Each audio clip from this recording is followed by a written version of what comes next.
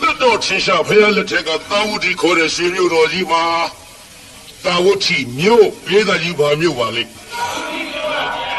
ပစ္စည်းဥစ္စာကျွယ်ဝတဲ့မဟာဓနတထေးကြီးတထေးကတော်ကြီးမှာပေါက်ဖွားတဲ့သမီးလေးတစ်ယောက်ပေါ့တထေးသမီးလေးဆိုတော့ဝေကြီးမွေးကြီးနေနိုင်တဲ့အစဉ်ရှိတော်လဲဝေကြီးမွေးကြီးမနေခဲ့သူ့မိတ်ကိုမိတ်သူ့ရွှေမျိုးကိုရွှေမျိုးမရွေးခဲ့တဲ့ပဒါစာရီအဲ့ဒီပဒါစာရီတို့အိမ်မှာခိုင်းစေပြီးတော့ထားတဲ့ကျွန်းယောက်ျားဒါသဆိုတာလူနာမည်မဟုတ်ဘူးကျွန်းနာမည်ကျွန်းနာမည်ဒါသဆိုတာကျွန်းယောက်ျားဒါသီဆိုတာကျွန်းမိန်းမဒါပေမဲ့လို့ကျွန်းလဲလူလဲကျွန်းမှုလို့သူ့နာမည်ဟာမောင်ဒါသာလို့ပဲဒီလိုခေါ်ခဲ့ကြအဲ့ဒီကျွန်းယောက်ျားမောင်ဒါသာသူ့အိမ်မှာခိုင်ဆဲပြီးတော့မိဘများကထားကြတနေ့တစ်နေ့ကြတော့မောင်ဒါသာတလင်းနဲ့တရွန်းဆွဲပြီးတော့မြစ်ထိုးသကူပြိတ္တာတထဲသမီးလေးပတာစာရီလေသာတကားလေးဖွင့်ကြည့်လိုက်အော်ကြည်စားမကိုရာကနေဦးခေါင်အောင်ကြီးတနာစရာကြီးပါလားသူ့ကြည့်ရခွန်အားဗလာကြီးကလည်းကောင်းပါပြီတဲ့နဲ့စရင်ငါသာဆိုရလူကျော်လူကန်ကြီးနောက်ဘဝကပုဝေစာကတပုံညာတာဆိုတဲ့ဒါနစတိကပြစ်ခဲ့ပဲလို့ကိုရာပစ္စရှိတဲ့ထေသာဆိုရင်ဘလောက်ချီအောင်လူချင်းလူကင်ပေါ်လိုက်မတော့အမလေးခုတော့ရုပ်ရည်လှတော့စရင်ငါဆိုတော့အောက်တန်းကြနေလို့ချစ်သူမရှိခင်သူမရှိဖြစ်နေတဲ့တော်ဘဝကိုဘယ်သူမှသနာဖယ်လို့ကြုံတနာလိုက်လေချင်းကျုပ်တနာလိုက်လေချင်းနဲ့ပြေးတာကြီးတနာရင်ဘာဖြစ်တော့မှာသွားတော့မှာဘယ်နေတော့ဖြစ်ဖူးတဲ့မိဘများမသိအောင်အလေးအသာလေးဆင်းပြီးတော့မျက်ကူထိုးတာကောင်းတိုက်ပေါ်ကဆင်းသွားကိုရာမလှမ်းခေါ်လိုက်ဟာလမ်းလိုက်တော့မဟုတ်ပါရဲ့ဘာလို့ခမရဘာလို့မလုံးနဲ့လာအောင်ကြီးကိုဟုတ်ကဲ့ကပြောလေလုံမနေနဲ့ဒါမဲ့တော့မြက်ထိုးနေတာမြင်လို့နေဘူးခေါင်ခေါင်ကြီးကျုပ်ကတနာလို့မျက်ကူထိုးမလို့ဘယ်ဟာကူလာပါရဲ့တရွေးဟာနေပါစေမောပါရဲ့ကျုပ်တို့ခါကြီးချင်းဖြစ်ပါစေတော့လက်ဖဝန်းလူလေးခမရတရွေးထိုးရင်သွေးချဥသွားမှာပေါ့တော့တနာလို့ပြောနေတာတနာတော့ပူဗျာနေပါစေကျုပ်လို့ပါခမရအစီကနေအလုံးလုံးရောက်မှာကကျွန်တော်ရဲ့တာဝန်မမရာရှိပါစေတော့တဲ့ခဲနေတော့ကလားလို့ပြောတာတော့ဘေးနေပါစေဗျာဘေးပါလို့ပြောနေပါစေဗျာတော့ဘေးပါလို့ပြောနေတရွေးဆွဲလူတကူရိသတရွေးဆွဲလူနေတုံတရားနာပိသလာပြီပြုနောက်ကပိသနောက်ကပိသကြီးနောက်ကလာပြီဟိုင်းဒါမလို့တထေးကတော်ကြီးမျက်နှာကြောတင်းနဲ့လှမ်းငုံလိုက်ဟိုင်းဆိုတရွေးဆွဲလူနေရတလမ်းမောတထေးကတော်ငုံလိုက်တော့သူတို့လက်ထဲကတရွေးကလေးကအခြေမလှတော့မြေခရှာတာပေါ့တရွေးကလေးလွတ်ကြပြီးနှစ်ယောက်စမားတရားနာပြီးသားတယောက်မျက်နှာတယောက်ကြည့်လိုက်တထေးကတော်ကြီးကြည့်လိုက်ဟဲ့ဒါကခင်ဗျာမင်းပါလို့ဟောဗျာကျွန်တော်မြင်ထိုးနေတယ်လေတော်ရဲ့ဟိုကောင်မတိုက်ပေါ်တက်ဆိုပြီးငေါ့ထုတ်လိုက်တော့ပရာစာကြီးတိုက်ပေါ်တက်သွားတိုက်ပေါ်ရောက်တော့အို အမေကဒေါသကြီးပါပြီတဲ့ဘာအမှလည်းစဉ်းစားတာမဟုတ်ဘူးအစီကံမဲဆိုပြီးတော့ပါမြရိုက်လိုက်လိမ့်မလားဒါရင်မကယောက်ျားရလို့လည်းမတွေးတော့ခွေးအရေးတောင်တချို့မကြုံသွားဘူးတဲ့အခုတော့လေအစီကံယောက်ျားဆိုပြီးတော့ခြေတော်ကြီးနဲ့တအားကလိုက်လိမ့်မလားကုရသာတော်မြတ်ချမလို့ခက်လိုက်လိမ့်မလို့တော့ကိုကျုပ်ကနားလိုက်လေချင်းကနားလိုက်လေချင်းဆိုပြီးတော့တရားနာပိတာအမေကြောင့်တော့ဘတ်တွင်ရတဲ့ဘောက်လေတရွယ်လုံးဖွင့်မကြည့်ရဘူးဟိုပတ်တာကြားတွေကလက်တလုံးလောက်ဟာလေးတွေကမျက်လုံးလေးမတော့တော့သွင်းကြည့်ဟဲ့ဒါပါခင်ဗျာမင်းသားပါလို့ဟာကျွန်တော်မျက်ထိုးနေတယ်လေတော်တော်ဟေးမျက်ထိုးတာပြောတာမဟုတ်ဘူးခင်ဗျာကျွန်တော်နားမလဲပါလားခင်ဗျာမင်းကငါမုံလာဥလုံးမနေပါနဲ့ကိုငါမျက်စိအောက်တယ်ငါသမီးနဲ့ဆွဲလာငင်လာနေဒါကမင်းနေတာဟာတော်တော်ရဲ့အဲ့ဒါကျွန်တော်အပြစ်မဟုတ်ပါဘူးခင်ဗျာကျွန်တော်မျက်ထိုးနေတာကိုလေတော်သမီးကတနာလို့တဲ့မျက်ကူထိုးမယ်တဲ့အဲ့ဒါဆွဲလူနေပါစေလို့ကျွန်တော်ကပြောတာမရဘူးသူကဇွတ်လူတယ်ခင်ဗျ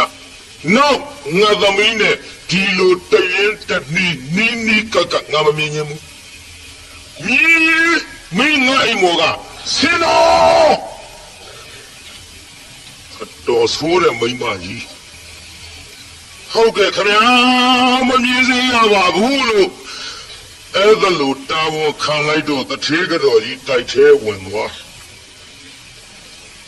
တိုက်ထဲရောက်တော့တထေးကြီးဘာလို့မအော်ကြီးဖြစ်ကျင်နေဘာလို့မလို့တော့တော်သမီးအကြောင်းတော်သိရလားဒီမဲ့တော်သမီးနဲ့လေဒါသားနဲ့ကပ်ပြီးတော့ဟောဒီမဲ့ကျုပ်မပြောရင်ဘူးနော်တနေ့ကျတော့လေတနေ့ကျတော့သူများတတွေးကိုပြက်လက်မျိုးမဲတော့ဒါကြောင့်ကျုပ်လေတော်သမီးဒီတိုင်းထားနိုင်ဘူးတော်သမီးဒီတိုင်းထားနိုင်ဘူးဒီလိုပြောလိုက်တော့ဗရာလေးကအပေါ်ကဟိုတရားနာပိသအထက်ဆုံးလေးကတိမျက်နှာလေးနဲ့အမိအောင်ငုံပြီးချောင်းကြည့်နေရကတော်သမီးရောထားနိုင်မှုဆိုတော့တုံသွားဟင်တော်သမီးဒီတိုင်းမထားနိုင်ဘူးငါဘယ်များပို့မလို့ပါလဲအမေရောဘာလို့မလို့ပါလိမ့်မလဲနားထောင်နေတော့ဒီမဲ့တော်သမီးဒီတိုင်းထိုင်အစီကံနဲ့မှားလိုက်မယ်လေရင်ပါပြီးတော့တနေ့မှားမှသေးကြတယ်ဒါကြောင့်ကျုပ်လေဟောတော်သမီးကိုတောင်းမြင်ကတထေးသားနဲ့ညံပြီးတော့မှဖြစ်မယ်လေရာသမီးမိန်းကလေးမွေးထားမင်းတော်ဝင်မယ်မနော်မိခင်နေမနော်တယောက်တည်းသားလေးဆိုငါတော်ဝင်မယ်ကွမင်းဖမေးစီးစေအဲ့ဒါလို့ပြောလိုက်တဲ့စကားကြတော့ပတာစာရီလေးဘာပြောကောင်းမလဲကတင်းမောတအားပြီးတရားနာပရိသတ်ရေကတင်းမောအာယမောမျက်နှာမောခေါင်းကအိုးတရားနာပရိသတ်အသေးရင်းနဲ့တလျက်နဲ့ခံစားရတဲ့ဒဏ်ချက်ကအပြင်ဘက်ငေါက်ထုတ်တဲ့မျက်ရည်ကိုတုတ်ကနေကြတယ်မျက်ရည်ပေါက်ကြလို့ခေါင်းအုံကြီးတအားဖက်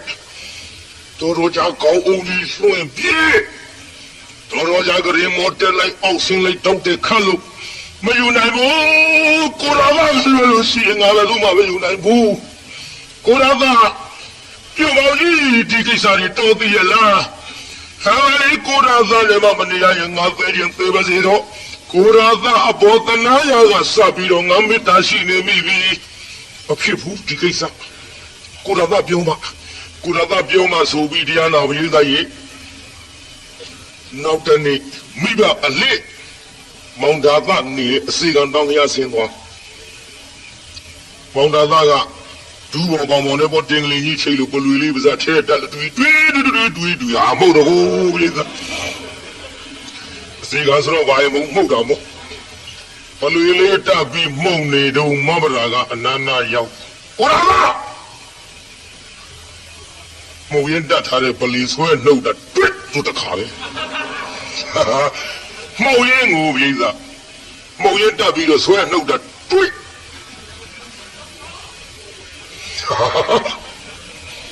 အေးကြမောက်ကြည့်ပါလားဘလူရီကိုကြည့်အခုအဲ့လိုဘလူရီဆွဲနှုတ်ဟာမမလားလာကြမလားခင်ဗျာခင်ဗျာမေကြီးကကျုပ်ကိုဒုက္ခပေးနေပါဦးမယ်ခင်ဗျာအိုးဒုက္ခပေးကြမလို့ပါဘူးလေအလစ်ကိုဆင်းလာတာဒီမဲ့ကိုတော်ကတော့ပြောကြရှိလို့ထားရမှာဟုတ်တော့အင်္ဂလိပ်ရှိလို့ဟုတ်ကဲ့ဆိုထားထိုင်လိုက်တော့မဘရာကအနာနာကတ်ထိုင်မောင်တော်ကဟိုဘက်တိုးသွားမေဒီမဲ့ကိုတော်ကတော့ကကျုပ်ကိုကြောက်နေသလားမဘရာကြောက်လို့တော့မဟုတ်ပါဘူးခင်ဗျားမကြီးလိုက်ကျုပ်ဒုက္ခပေးနေပါဦးမယ်အိုးမပေးပါဘူးဒီမဲ့ကျုပ်ပြောစရာရှိရခတ်သွတ်ပြောမယ်နော်ဟုတ်ကဲ့ကျုပ်ကိုလေအိုးအဖေနဲ့အမေတို့ကတော်နဲ့တလင်းနဲ့တရွန်းဆွဲပြီးလူနေစဉ်အခါတုန်းကအဲ့ဒါကိုမြင်သွားတာနဲ့တနေ့ကျတော့အစေကနဲ့တထေသမီးရှင်ပါပြီးတော့နိစ္စသွားလိမ့်မယ်ဆိုတာနဲ့အမေကကျုပ်ကိုလေတောင်းမြင်တထေသားနဲ့ပြီးစားတော့မလို့တဲ့တော့ဗျာအဲ့ဒါဘာပြုတော့မမရာရဲ့တော့ဘယ်လိုသဘောရမမရာဘယ်လိုသဘောရရမလဲတထေသားနဲ့တထေသမီးရွှေနဲ့မြနေနဲ့လားတင့်တယ်ပါတယ်မမရဲ့ဒါကြောင့်ဆင်းရဲတော့မှမဟုတ်ဘဲနဲ့တထေသားနဲ့တထေသမီးဆိုတော့အဲ့ဒီတလုံးကနေနှလုံးရွှေပုံကြီးကိုစားရမယ်ဘဝရှူလိုက်ပေါ့မမရာရဲ့ဟောတော့ဒုက္ခပါပဲကြားကြောက်လို့ရှင်ကြီးကိုပို့ဆိုးနေတယ်မရဲ့ဒီမဲ့ကိုရကကြောက်တော့ထေသားကိုမယူနိုင်ဘူးမမရာစိတ်ကူးမလို့နဲ့မိဘများဆိုတာသားသမီးစင်စီမြင်ရနာလာမြင်နေခင်ဗျယူလိုက်ခက်တော့တာပဲဒီမဲ့တော့အကူလို့ကျုပ်ကလာတိုက်မယ်နော်ဒီမဲ့ကိုရကဟိုကျုပ်ပြောရအောင်မယ်တော့ဒီအစေကန်တောင်းလျက်နာဒီနှင်းစီပဲမသူဆိုင်ဟာကျုပ်တို့ဆိုင်တာဘောမမရာရဲ့အဲ့ဒီတော့စိုက်ထားတဲ့နှင်းစီပင်ကနှင်းစီပွင့်ကလေးတွေလေမနစ်တဲ့ဘူးလားဟာကျုပ်စိုက်တဲ့ပင်ပေါင်းမယ်ရေလောင်းပြီးတော့ထားတဲ့ကိစ္စကျုပ်နှစ်သက်လူစိုက်တာကျုပ်နှစ်သက်တာဗောဒီမဲ့ဒါဖြင့်တော့စိုက်ထားတဲ့ပေါင်းမယ်ကနှင်းစီပွင့်ကလေးသူများခူးသွားရဲ့တော့စိတ်သေးပဲလို့နေပါဒါလို့လည်းခုတာယူပါမပါလားဟောတော့ငါတို့သိနေတာဘယ်နဲ့ဟာယူပါလဲဒုက္ခပဲကိုရကဗျာတိုက်ဒီမဲ့မင်းမစီပြတ်တယ်လို့ဆိုချင်ဆိုတော့ကျုပ်တို့ပြောရတော့မှာပဲတော့ကိုမြက်ထိုးနေတာတနာရကအစအခုလေချင်းမတာရှိနေလို့ကျုပ်တထေသားကိုမယူနိုင်ဘူးကိုရကကျုပ်ကိုတင်ထားပါနဲ့အထုပ်ပိုးနဲ့ခိုးတာကိုကျုပ်လိုက်မယ်ဒီကနားထောင်တော့မိမကယောက်ျားလူစကားပြောတာတထေသမီးကအစေကံကိုသွားပြောနေတာကျုံလိုက်မယ်ကိုရသာဘနဲ့တော့မဘာဒမဖြစ်ပါဘူးကျုပ်ခမရကိုမေတ္တာမရှိလို့တော့မဟုတ်ပါဘူးခမရအမေကြီးကျုပ်ကြောက်လာကြီးရဲ့မသိအောင်ထွက်ပြေးမယ်ကိစ္စလွတ်လာကိုပြေးမှာဘောကိုရသာရဲ့ကျုပ်ရှိတဲ့လက်ဝက်လက်စားနဲ့ယူပြီးတော့လေဒီမှာညာတကောင်းကျိုးအစိအချိန်မှာတိုက်ပေါ်အစိမယ်နော်ဖြစ်ပါမလားမဘရာရဲ့ဘလုံးဖြစ်မှာလဲတော့ကျုပ်စင်းနေတော့ဟောဒီပမေးရဆောင်တော့အိုးဗျာအမေယောက်ျားမူးနေတာဟဲ့ဒီမဲ့အိုးရမလုံးနဲ့ကိုတော်ကဒီနားကဆောက်ကျုပ်ညတော့အထုံးနဲ့ဆင်းနေမှာတော့ခတ်တော့ကလေးတိုက်ပေါ်ပြန်တက်သွားမောင်တော်ကစဉ်းစားဒါကညတော့ဆင်းလာတော့မှာငါဘယ်လိုလုပ်ရပါမတော့ဖြစ်ပါမလားအိုးဗျာဖြစ်ပါမလားဆိုတဲ့မောင်တော်ကတကယ်တမ်းဆင်းပြီးလိုက်တော့မယ်ဆိုတော့တရားနာပြီးသားကြီးနေဝင်ကလေးကအဲ့ဒီပေါင်းမရောက်တာဖြစ်ပါမလားတဲ့အခုပေါင်းမယ်နေဝင်ကလေးကရောက်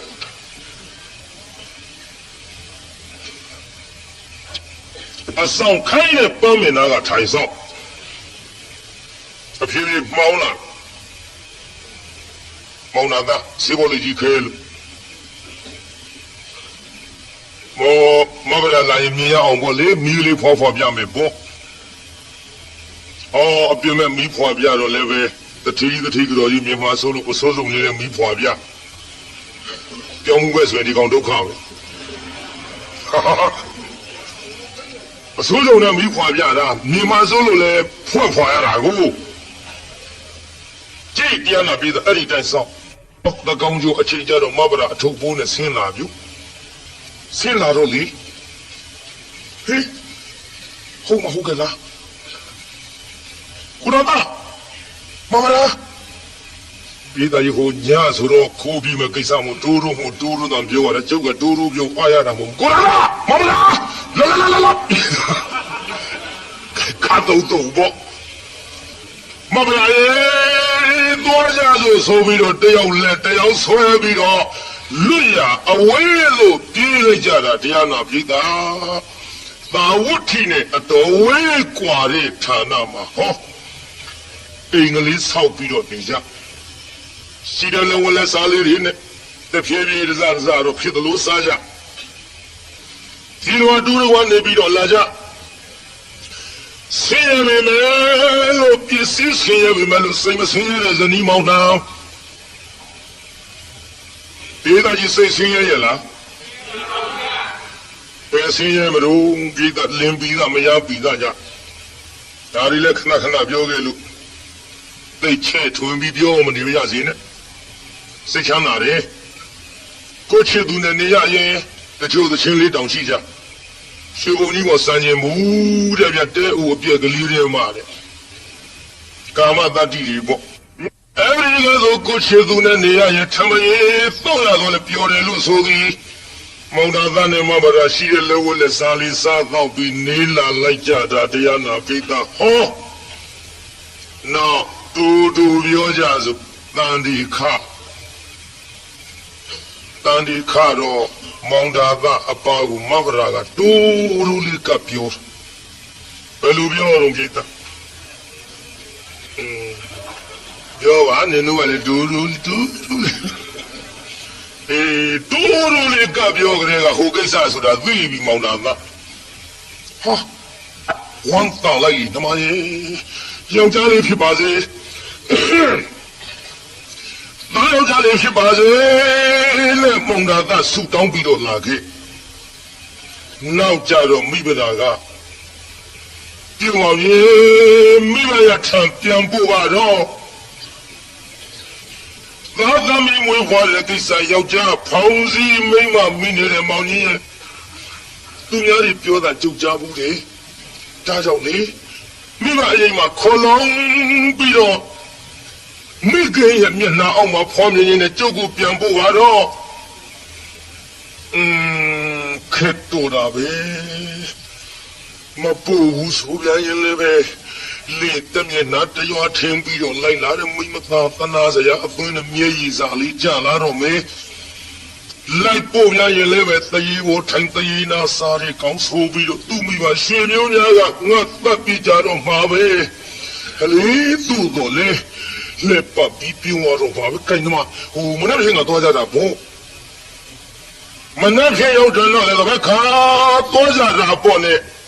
တော့ပဲဖိနိုအရှိဆွဲပြီးတော့လာလိုက်တာဟောတန်ဒီကတဖြည်းဖြည်းရင့်မှလာခဲ့တန်ဒီရင့်မှလာတော့မိဘရာကလည်းသိကိုရတာတန်တော်ပြုံမောင်ကြီးတို့အကြောက်လွန်ပြီးတော့လိုက်ပို့တော့မှမဟုတ်ဘူးကိုရတာမရှိခိုင်ငါသွားတာကောင်းချင်ရဲ့လို့မောင်သာသမရှိခိုင်တကားကလေးကိုတရားနာပိသတော့ခတ်ဘုရုံကတော့ခတ်တယ်လားတော့မသိဘူးကျုပ်ခုခင်းနဲ့ရန်တုတ်တာကခတ်လိုက်ခတ်ပြီးတော့ဘေးကမိမကြီးတော့အပ်တော်ဟဲ့ငါတို့မှာဘာလို့ဒီတော့ယူထားလိုက်ပါတော်ကိုရကပြန်လာလို့ရှိရင်တော့ကျုပ်ဟောဒီတိမ်တိုင်းကလေးမေးပြီးတော့စောင့်နေကြနေတာမမြင်ရမတွေ့ရရင်တော့မမရာရဲ့မင်းပဲအလဲလုံးနေတာတော့လို့တစားလာခေါ်တော့မတော်တော်ရဲ့အဲ့ဒီအချိန်ခါမှာမင်းမယားခေါ်မနေနဲ့သာသမီမျိုးဖွားရအတွက်မိဘရထံပြန်ပြီးဆိုပြီးတော့ဟောဒီတော်လေးသာအလိုက်ပါတော့ဟဲ့ခလေးမမတော်ဘူးထင်တယ်ဒူမကြီးတ တော်သူကတော့အကြောက်လုံးပြီးတော့လိုက်မပို့လို့တော့လာယူထားလိုက်ပါတော့ရောကျုပ်သွားရစီတော့တော်ရစီတော့ဆိုပြီးတော့မိဘနာထွက်သွားရောမိဘနာထွက်သွားလိုက်ပြန်လာပြီးမောင်တာကအိမ်တိုင်းကလေးမိဆောင်နဲ့မရမတွေ့ကြတဲ့ကရင်ထဲမှာပူသွားဟောကြည်စမ်းကျိုးနေတာလည်းမရှိတော့ဘူးမမလေးမမလေးဆိုရင်မောင်ကြီးပြန်လာပြီးမင်းပဲနဲ့ကြောင့်စီးပြီးတော့မကြိုရတာလို့ဘယ်အလဲလုံးနေတယ်လဲနှမရဲ့ဗရာအိုးမမလေးဘယ်လိုပဲခေါ်တော့လဲအဆောင်မကြရဘေးအိမ်အတော်ကြီးကဟဲ့မောင်တာကခေါ်မနေနဲ့မိမသာသမီမွေးဖွားရအတွက်မိဘအရေးမှာခိုးလုံးမွေးဖွားခြင်းနဲ့ဆိုပြီးတော့ဟောမင်းလိုက်မပို့တာနဲ့ပြန်သွားပြီမောင်ကြီးပြန်ဟာမလေးပါဝတီမျိုးဆိုတာနီးတာမဟုတ်ဘူးတော်ရဲ့မဖြစ်ဘူးကျွန်တော်လိုက်မှာပဲလို့မောင်တာကလိုက်သွားမိဘကလည်းတော်ကြီးတဲ့ရောက်တော့နေစီရစီကြီးကိုကူသူမရှိကဲသူမရှိနဲ့ဟောတာယောက်ျားလေးဖွားမြောက်တာယောက်ျားလေးဖွားမြောက်နေတဲ့ခိုင်မောင်သားကရောက်သွားဟာနမကြည်စမ်းမလေးမောင်ကြီးစကားနားမဆောင်းလည်းမထွက်သွားတာကိုဟင်ကိစ္စတော့ပြီးနေပါကိုကြည်စမ်းဟာနင်းထိုးလို့လေပြီးလားယူကြည့်လိုက်အိုးဟာယောက်ျားလေးဟာဝမ်းသာလို့ဟမလေးဟန်ကြပြီတော့တာယောက်ျားလေးပါလားကွယ်လူလေးဖေဖေရှိလားနဲ့ကလေးလေးပွေချီပြီးတော့နှမမင်းဒီကိစ္စကြောင့်ပြန်လာပဲမို့လားကွယ်မောင်ပေါ်ကလည်းမင်းပြီးပါလေအစီကံဘဝနဲ့တထေသမီးခိုးပြီးထွက်ပြီးလာရပြီဘဝအကယ်၍မိဘထံကမောင်ကြီးလိုက်ခဲ့ပါကနှမရဲ့မောင်ကြီးလိုက်ခဲ့ပါကဒုက္ခပေးကြတော့မှာပဲမောင်ကြီးမတနာရကြပါလိမ့်မယ်ကိုင်းဒီကိစ္စပြီးမှတိမ်မဲ့ပြန်ကြပါစို့ခေါ်သွားဟောအိမ်ပြန်ပါသွားနောက်တစ်ဖန်ဒီလိုပဲသတ်တန်ကြီးခပြန်တယ်ပြိဿဒီလိုသတ်တန်ကြီးခတော့ဒီလိုမောင်တာကပြန်အပုတ်ခိုင်းနောက်တစ်ဖန်ပြန်အပုတ်ခိုင်းတော့မောင်တာကဒီလိုပဲမပို့ပဲနဲ့ရက်တီဆွဲပြီးတော့နေခဲ့ပြူမောင်ကြီးတော့လိုက်ပို့မှာမဟုတ်ဘူးကလေးလေးကလည်းမတ်တပ်ပြေးလေးသားအကြီးလေးကလည်းမတ်တပ်ပြေးလေးဥမမေဇာမမြောက်နဲ့ဖေမေခေါ်ရတဲ့အရွယ်လောက်နဲ့လူလေးခင်ဗျာမေဟိုငါသားဟိုမေတို့လေတာဝတိမျိုးကြီးတွားရအောင်သားရဲ့ဟာမေကဖေမသိပဲနဲ့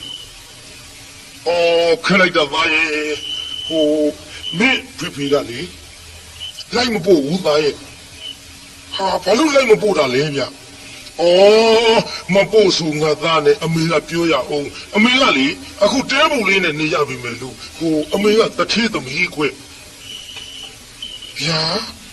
မမေကတထေးသမီးဆိုပြီးဘာပြီးလို့ဒီတဲပုံကြီးတဲ့နေရတာတော့ဗျာ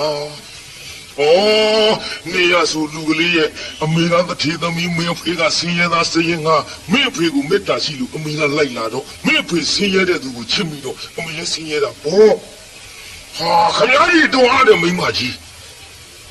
ပစောင်းရှိတဲ့လူကြီးသူတို့ဆင်းရဲတာကိုဗျအိုးလူလေးကိုဖေဖေကိုဒီလိုပြောရဘူးလေသားရဲ့ဆင်းရဲပြီမဲ့လို့မင်းဖေသားရဲ့ဒါ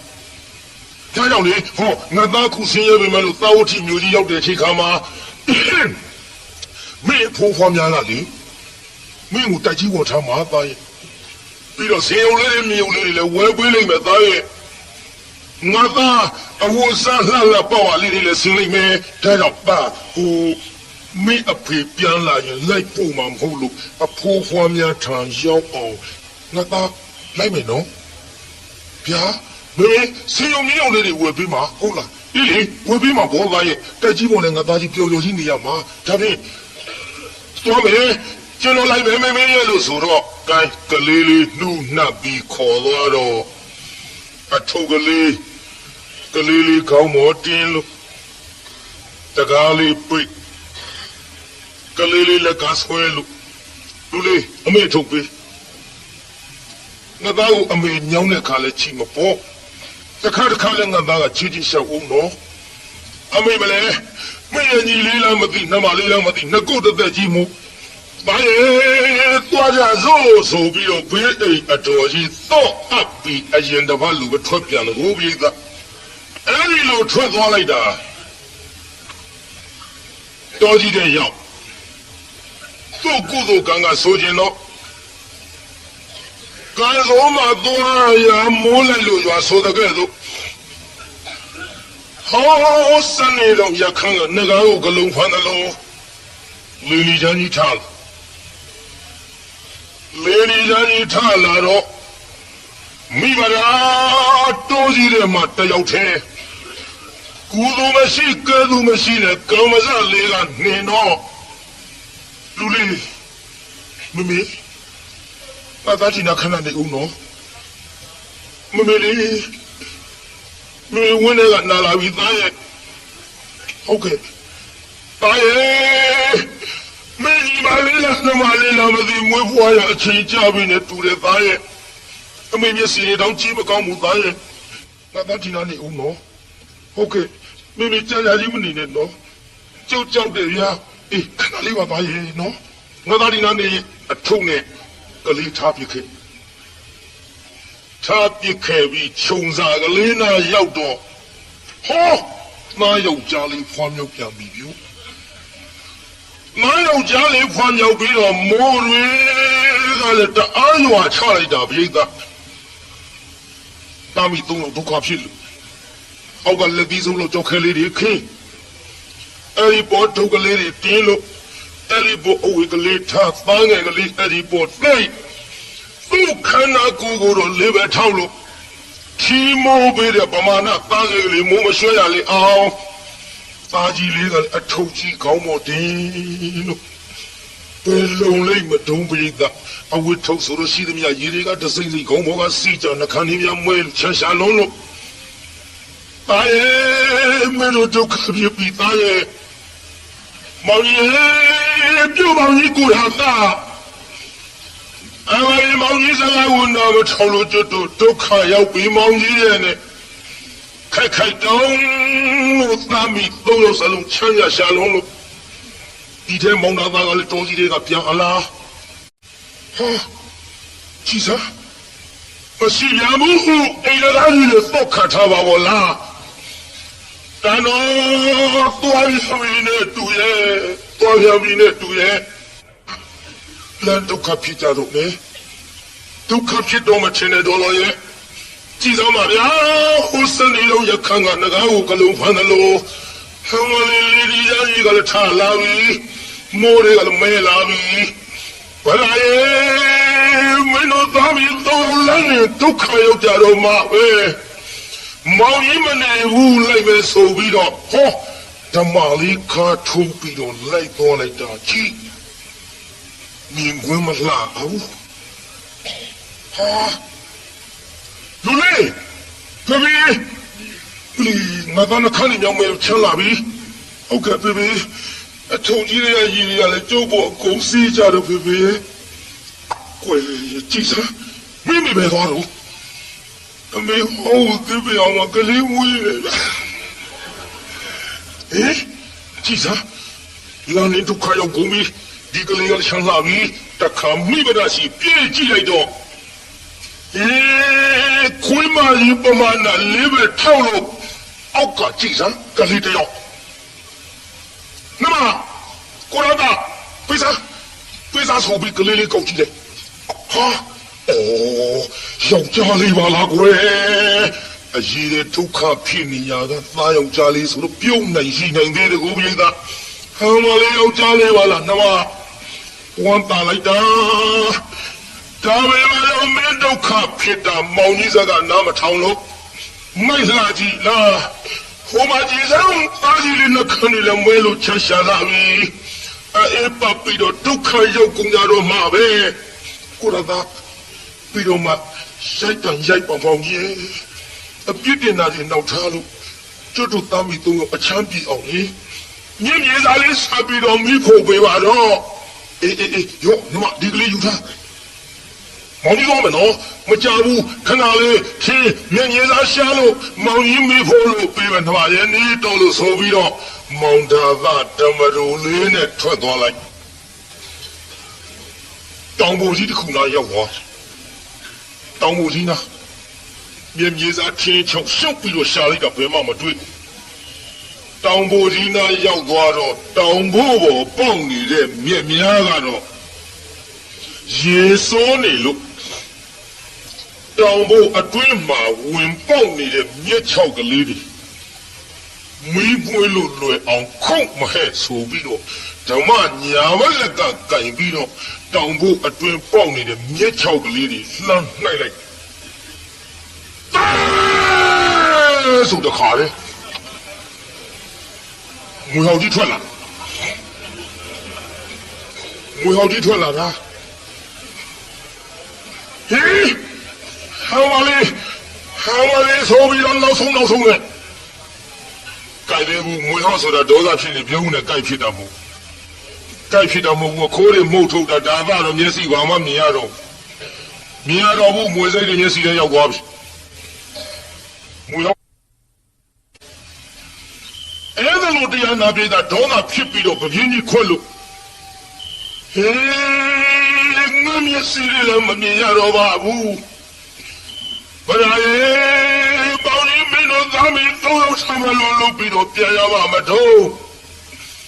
ဘယ်လိုလုပ်ပြီးတော့ရောက်အောင်လာရပါမတော့လေမောင်သာကလေသားမီးသုံးယောက်ထံသွားခြင်းလို့လက်ကလေးနဲ့ဆန်းပြီးတော့သွားလိုက်တာဘယ်သားမီးသုံးယောက်ထံပြန်မရောက်ဘူးမွေဟောက်ကြီးစီလျှောက်သွားမွေဟောက်ကြီးနာရောက်တော့လက်ကလေးနဲ့သွားပြီးအထိလိုက်ခေါက်ကနေစလောက်ပေါက်လိုက်ပလလောင်လာလို့မလေးတောင်ထဲနိုင်လဲသွားပြင်းလေမွေဟောက်ကကြီးအမလေးဆုံးမမအိုနိုင်လဲသွားလူလို့နမရဲ့မိဘလာရဲ့မင်းတို့သားမီးတော့ထမောင်ကြီးဘယ်လိုနည်းနဲ့မှပြန်ရောက်နိုင်တော့မှာမဟုတ်ပါဘူးမလေးခေါ်လာတဲ့မင်းတို့ကြားတော့မယ်မဟုတ်ပါဘူးသားတို့တောင်မအားရအောင်အဖေးကြည့်ရပါလားဟိုမလေးအဖေးလိုနည်းနဲ့မှမင်းတို့ထောင်ပြန်မရောက်နိုင်ပဲနဲ့မိဘလာမင်းနောက်လိုက်ပြီလို့အခုတော့ငါမွေးဟောက်ခဲပြီးတော့သေဝဲရတော့မှာပါလားသားတို့ရဲ့ဖေးထားရပြေးပြီးဆိုလာရတော့ပါတဲ့ယောဂိုင်းမိဘလာကလည်းပဲလူလေးမင်းဖေးကြမ်းလာကြလားပါရဲ့ဟုတ်ကဲ့မင်းကျုပ်လည်းချမ်းလာပြီဖေးကမိဖို့ပေးမယ်ဆိုမင်းဖေးအန်ဒရယ်များတွေ့နေသလားကွယ်ကြာမမိုးရမေဖေးမျက်စိလေးမပြီးတော့ဘယ်တော့ကြီးတဲ့မြရောက်သွားလေသလားမသိအေးလိုက်ပြီးတော့ရှာကြစို့အငယ်လေးရင်မပွေသားကြီးလေးလက်ကဆွဲလို့တိုးကြီးမြင်မဲနဲ့ရှောက်ရှာလိုက်ကိုရတာပြုံမောင်ကြီးပြုံမောင်ကြီးမိဘလာခေါ်လာကြရဲ့လား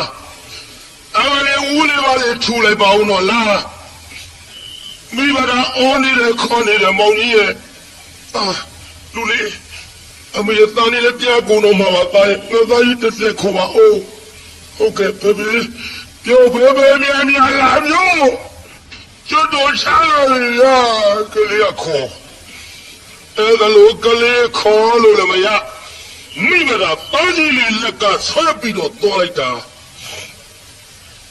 မောင်သာကအလောင်းကြီးနဲ့ရောက်သွားမိုးကလေးကမစေးစေးမောင်ကလေးကမကွဲကွဲအလောင်းကိုလေတီကြကြည့်လို့မရဘူးအလောင်းနာအယောင်မိဘလာချီတော့နဲ့ဗိုက်ကြီးသွားတိုက်ဟဲ့တာနောက်ဆုံး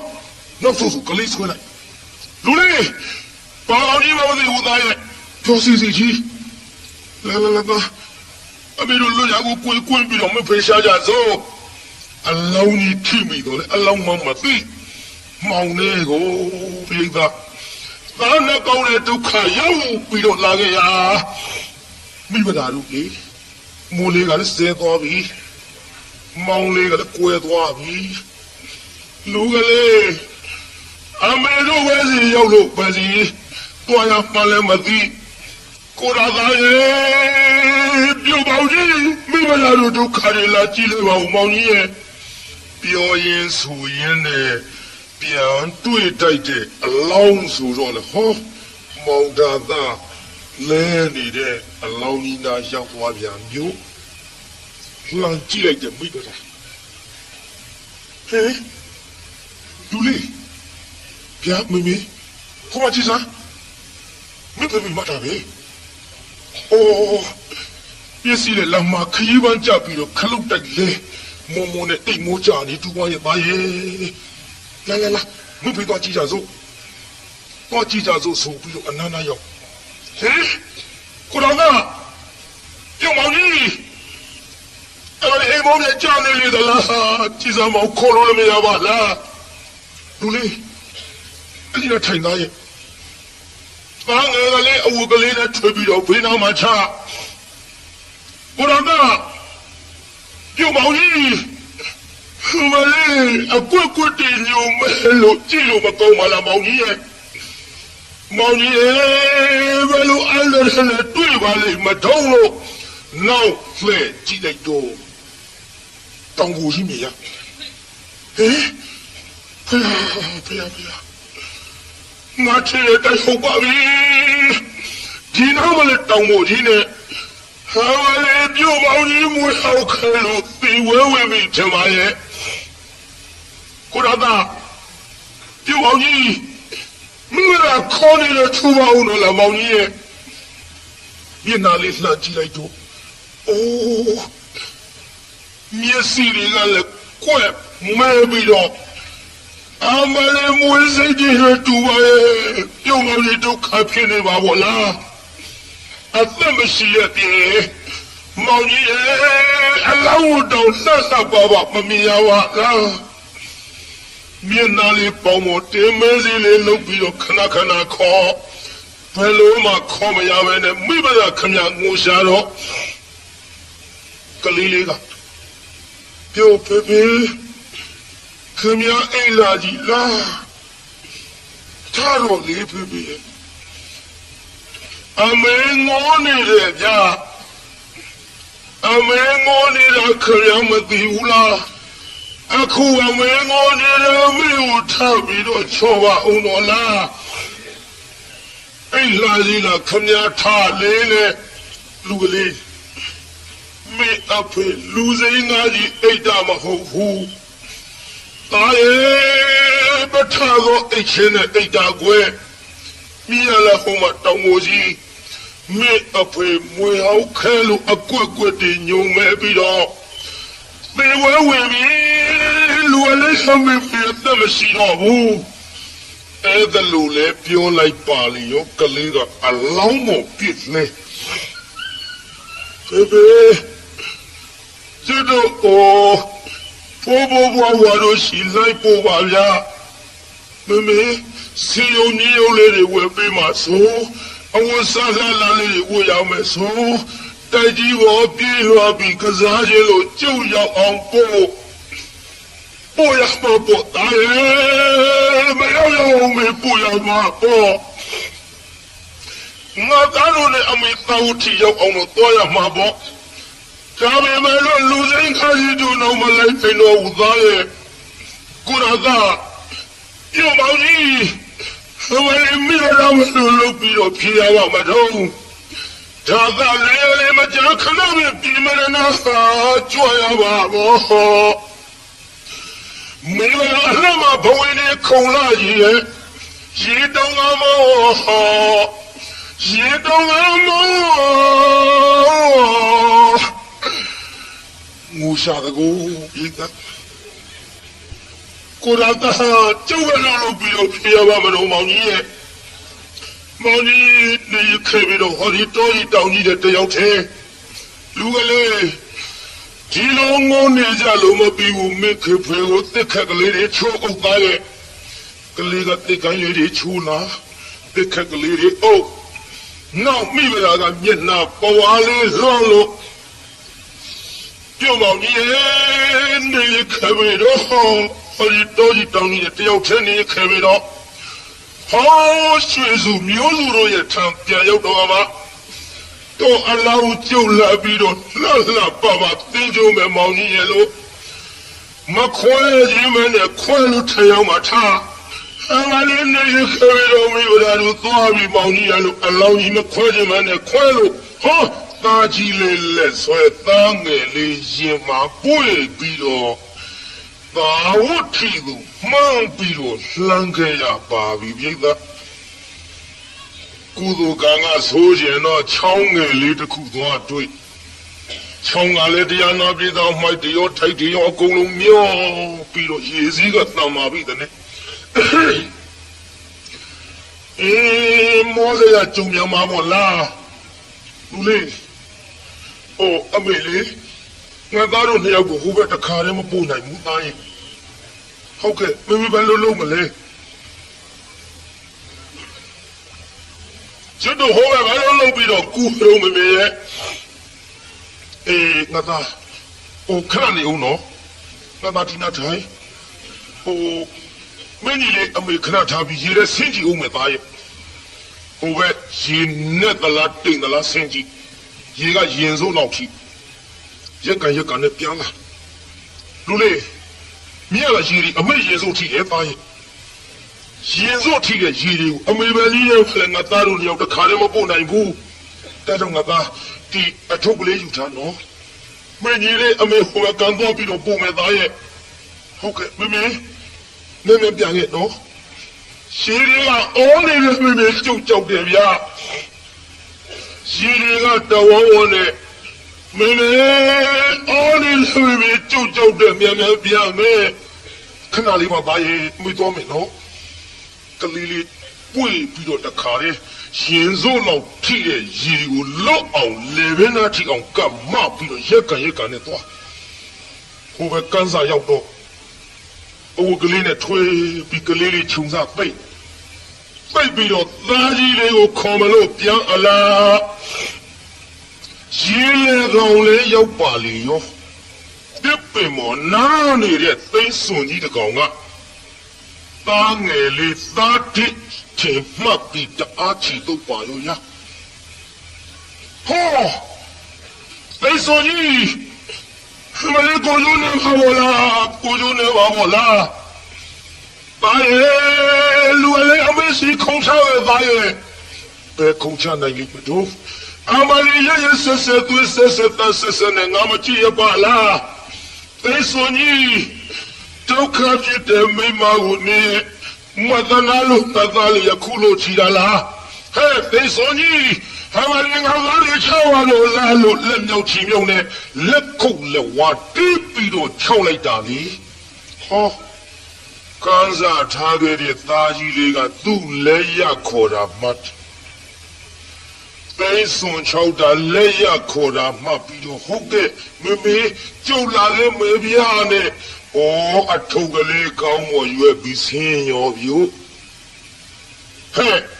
လူကလေးမဆင်းတဲ့သားရဲ့အမလေးအမေရေစိုးထီတဲ့ရေမင်းမလို့လုပ်ပြီးတော့မိပါမလို့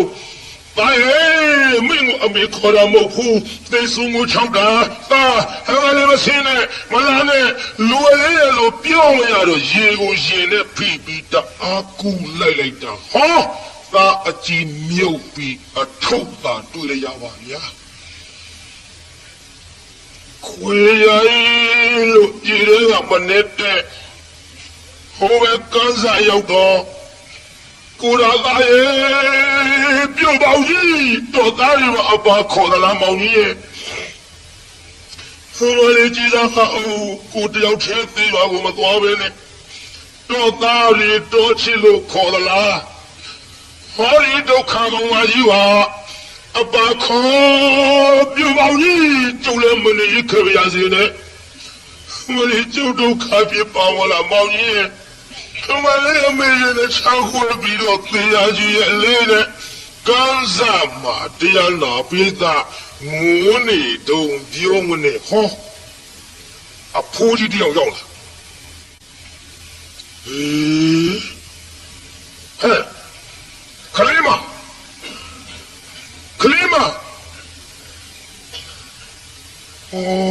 ခေါ်လို့မရပြုလို့မရပါလားခုနေငါငိုးတန်းလိုကြသည်ကြည်စားခုတော့ငိုးတန်းကြရမှအသံတိတ်သွားပါလား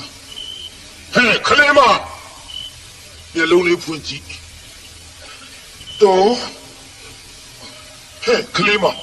ကြည်စားနေဟောကျုပ်ကိုသိသလားတော့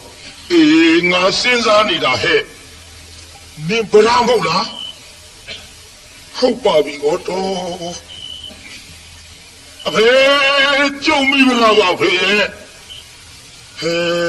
နင်ကြည့်ရခန္ဓာကိုယ်မတောင်မပြတ်နဲ့နင်ပဲလို့ဖြစ်လာတယ်လေသမီးဖေရင်မဟုတ်ဘူးနော်သမီးရွယ်သမီးခွန်ကြတယ်ဟိုတော့ဘယ်ကျုပ်တို့ခါရီဖြည်းဖြည်းမှပြောပါရစေတော့ဟိုသမီးရဲ့မိခင်ဖားရင်မောင်ဘွားတို့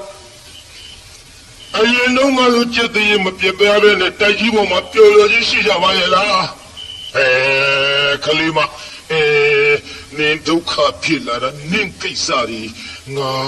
အခုမိဘများအကြောင်းပြန်ပြောင်းပြီးတော့ပြောလိုက်မယ်ဆိုရင်ရေနဲ့ရောဝါကူတူဖြစ်တော့မှာပေါ့ဟိုဒါကဆိုတဲ့ကောင်ကြီးရောကိုရတာလာဖြစ်ရဲ့ဟိုပဲကစားတော်ကြီးကမွေးကြိုက်လို့သေးကြပြီဖေ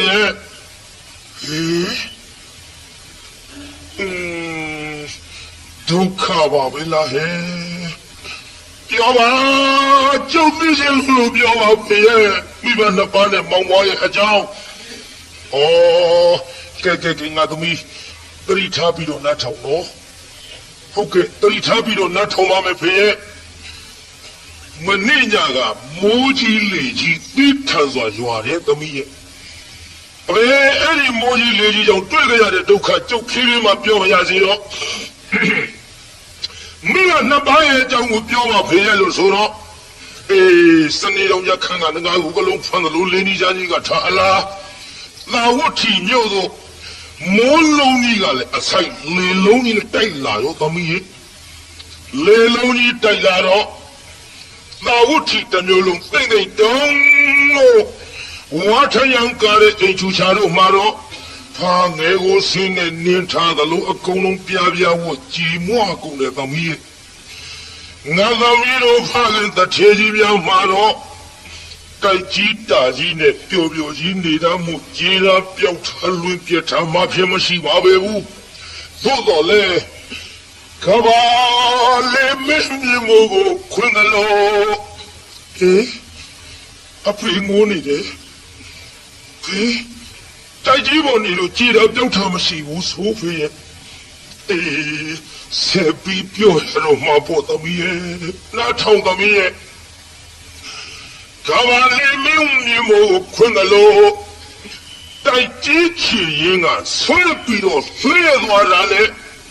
ငါသမီးရဲ့အဖေရဲ့ငါသမီးရဲ့အမေရဲ့ငါသမီးရဲ့မောင်မရဲ့သုံးယောက်တော်ညံ့ညံ့ကျဲသမီးတိုက်ပြီးတော့သေကုန်ကြပြီဟဲ့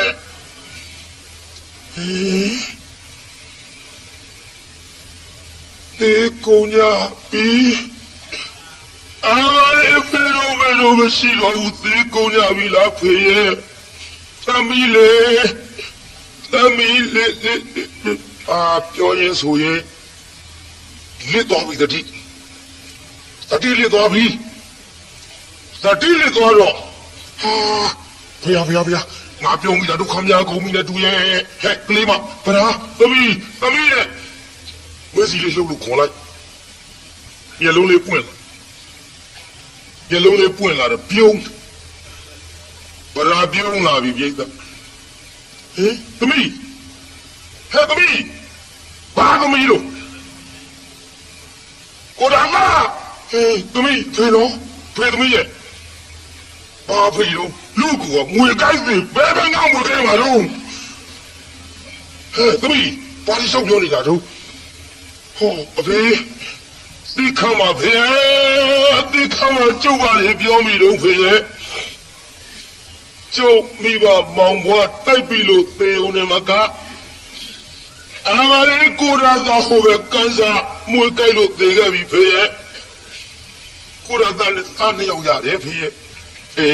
ဒါတော့ဒီကထားဖို့ကလေးတွေဝယ်ပြထားကြလို့ဟဲ့ကလေးမဒီမထားခဲ့ပါဘူးဖေရဲ့သူ့အကြောင်းနဲ့သူနေရခဲ့ကြပြီဖေရဲ့မိဘကကုသိုလ်ကံဆိုလို့ဟောဒီကံစားကိုကူးပြီးတော့သားငယ်လေးကိုခြုံစားသိသားကြီးလေးကိုပြန်အခေါ်သိဆုံးကသားငယ်ကိုသုံးလို့လက်ရပြီးခြောက်တော့သားကြီးလေးကသူ့ခေါ်ရမှပြီးတော့ရေတဲ့ဆင်းအဖေလိုက်ပြီးတော့ဆဲတော့လေအထုပ်သားတွေ့ရတဲ့ဖေရဲ့အာရမိဘကဒုက္ခရကြီးဟာကြီးရဲ့ဟဲ့တပိသတိထား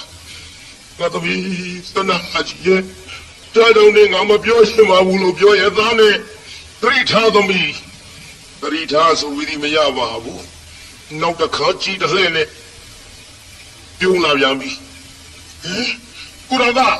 သမီးဖေနော်ဘာဖေလို့တော့အသက်ကြီးနှုတ်ခမ်းဝေးတွေပေါက်လို့ပြုတ်ထတာဆိုရင်နှုတ်ကလေးမနားလိုက်တာသမီးရဲ့သမီးသတိထားဟင်ဖေဒီခမဖေကျုပ်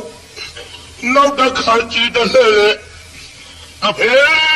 မသေးတဲ့ဒီဒုက္ခတွေကျုပ်အိမ်မဟုတ်ပါဘူးဖေရဲ့တော့မွေးတွေကျုပ်လက်ထဲတဆုပ်သွားစီသမီးရဲ့ကဲ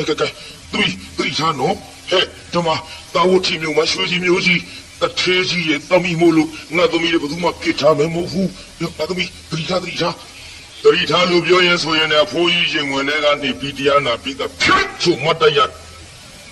ဖိုးကြီးမျိုးလုံးပြူသွားမျိုးလုံးပြူရောပေါ့အခုခင်ဗျားတို့ဝင်နေတာဂွန်းထမိန်ဟိုတော့ကဗျံထမိန်ဆိုတော့ထမိန်ကြီးဖြန့်ပြီးနှစ်ဆကောင်းမော်ဝဲလို့လေတွေကိုလွှတ်တဲ့အတိုင်းဟဲဆိုကြီးဟဲ့ဖိုးကြီးပြူသွားတယ်မျိုးလုံးသမီးကြီးမကောင်းဘူးဒီလိုမလုပ်နဲ့သမီးဒီလိုမလုပ်နဲ့မရဘူးတရားနာပြိဿကြီးခုံပေါက်ပြီးတော့တွတ်ချအောင်ယူလို့မောမလေးဝဲလို့ရေကလက်ထားခုံတော့တတိကလေးရတဲ့ခါတိုင်းသားလျောင်းနဲ့တေးခဲ့ပြီလင်းနဲ့တေးခဲ့ပြီဖေဖေမောင်ဝါနဲ့တေးခဲ့ပြီကျုပ်တနေတဲ့6လုံးပြည့်လိုက်ရတဲ့မိမကြီးမို့လေလည်းမရှိအဖေလည်းအမေမရှိလို့ကျုပ်ကိုတနာတဲ့ကြည်စံဝေးကြပါတော့ပြေးကြပါတော့လို့ဒီလိုငိုရင်ရိုးရင်လည်းကျွတ်ချိန်တန်လို့ထင်တရားနာပြသဟောမြတ်စွာဘုရားတရားဝဲကြီးနာရောက်သွားပြီယုတရားဝဲကြီးနာရောက်တော့ဗဒါတတိလေးလည်းရလာပရာနေကျုခွင့်ကြုံမီနဲ့တူရဲ့သုံးလောကထိုထားတပ်ပြီးညမြတ်စွာဘုရားတရားဟောကြီးနဲ့တူရဲ့ငါတရားနာမှာပဲနဲ့ပိဋကအစွန်ရောက်သွားပိဋကအစွန်ရောက်သွားတော့ပိဋကဟဲ့အယူမတော့မလာနဲ့ငေါ့ထုတ်မဟုတ်ပါဘူးတော့ကျုပ်ငေါ့ကြပါနဲ့ကျုပ်မရိုက်ကြပါနဲ့မမှန်ကြပါနဲ့ကျုပ်တရားနာခြင်းလို့တော့ထိုင်တရားနာထိုင်နာမဟုတ်ကျုပ်ဘုရားဖူးခြင်းလို့တော့ဘုရားဖူးခြင်းကထိုင်ဖူးမဟုတ်တော့ကျုပ်ဘုရားနာတော်ဖူးခြင်းလို့ဒီအရေးပေါ်လို့ရမလားလို့ဘာမှမပါပဲဒုက္ခပါလို့ဘာလို့ဆွဲထုတ်စမ်းသူငေါ့ထုတ်တော့မြတ်စွာဘုရားတတိတော်မှာဘုရားကိုယ်တော်လက်ကြီးရှိအပါတို့ကပ်ပြီးမဖူးရဘူးတရားမနာရဘူးလေဗျာတတိတော်မောင်လည်းမရှိအဖေလည်းမရှိအမွေလည်းမရှိ လေလည်းမရှိလို့တပည့်တော်ကိုနှိမ့်ဆက်ကုန်ကြပြီဗျာတပည့်တော်အာကိုအားထားရမြတ်စွာဘုရားတဆူသာရှိပါတော်သည်ဗျာလို့ရှောင်းလိုက်တော့ဟဲခြေသားရှိသမီးတို့မနှင်းညာနဲ့အသားလေးဝင်မစေလာမစေဟဲလို့ဟောဘုရားကိုတော်မြတ်ခွင့်ပြုခိုင်းလိုက်တော့မှလမ်းကလေးပွင့်သွားအဲ့ကျစွတ်တိုးဝင်ဘိုးကြီးဝင်တိုက်ဟာခေါင်းပါလိဘယ်နဲ့ငါခွာတိုက်ဘိုးကြီးကိုကရနဲ့အာတချို့ဟောကြီးသူတိုက်လှည့်ပြခဲ့တာဟာတော့အမလေးကြည်ရင်တော့မလေးငါကျွမ်းကြကြတော့မအောင်အဖွားကြီးတွေလည်းလဲနေရဲ့ဒီလိုနဲ့တော့ခွေပြီးဝင်သွားလိုက်တာပြည်သားဟောဖျားပါရောက်ဒူလေတော့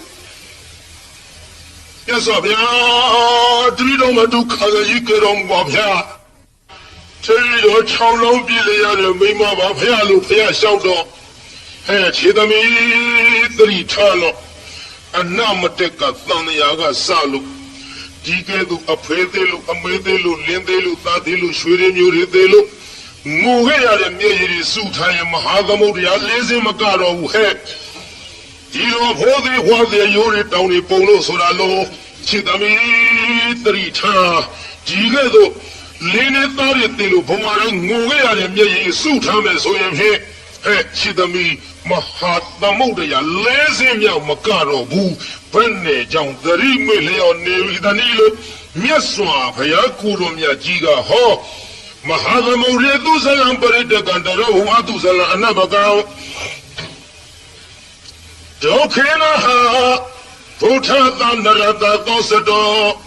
ကေဟိကရဏသောကဝတပမစ္စတိလို့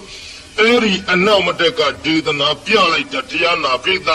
ဆေးချက်မိတဲ့လူနာထထိုင်နိုင်တယ်လို့ဟောတရားနာပိသဒိဋ္ဌိနဲ့ဝိစီကိစ္စကွာလို့ပတာစာရီသောတာပန်ဖြစ်ပြီးတဲ့နောက်ယဟန်ပြုခွင့်တောင်းလို့မှဘိက္ခုနီမှာကြောင်းတော်ရောက်ဘိက္ခုနီမှာဘဝနဲ့ဆွမ်းခံကြွရကအပြာကြောင်းရောက်တော့ကြောက်ဖြာပေါ်မှာကျွတ်တူခြေကလေးတင်ပြီးတော့ရေဆေးတဲ့ကိုကြီးကဦးရဲကရေကလေးခတ်လိုက်ဦးရဲရေမရှိတာသူပြီးမခက်ခင်ကမရှိတာမဟုတ်ဘူးခက်လို့ခွက်သေးပါလာတဲ့ရေလေးကဦးရဲမရှိဘူးခွက်သေးပါလာဒါညံကလေးနဲ့ကြည့်ခွက်သေးကရေလောင်းချလိုက်တော့ခြေမမိုးတော့ခွက်သေးမရှိပြန်ခြေမိုးကကြောက်ဖြာကိုစီးကြခြေမိုးကမရှိပြန်ကြောက်ဖြာပေါ်ကြပြန်တော့မြေကြီးပေါ်ရောက်တော့လေရေအကွက်ကလေးသာထင်ပြီးပြုတ်သွားတာကိုညံကလေးနဲ့ဦးရဲရေခွက်သေးမှာပြောင်းသွားပြီ